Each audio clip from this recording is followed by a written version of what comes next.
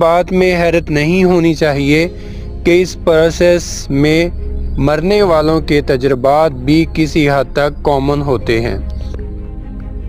دماغ کے مختلف حصے مختلف حسیات کی پروسیسنگ کرتے ہیں اور مختلف احساسات پیدا کرتے ہیں۔ ان سب کو پری فرنٹل کارٹیکس کی پروسیسنگ یکجا کرتی ہے اور ہمیں ایک مکمل اور ہم آہنگ شعوری تجربہ حاصل ہوتا ہے۔ دماغ کا ایک حصہ میں کا یعنی شعور کی موجودگی کا احساس پیدا کرتا ہے۔ ایک حصہ اس میں کو اپنے جسم میں موجود ہونے کا احساس پیدا کرتا ہے۔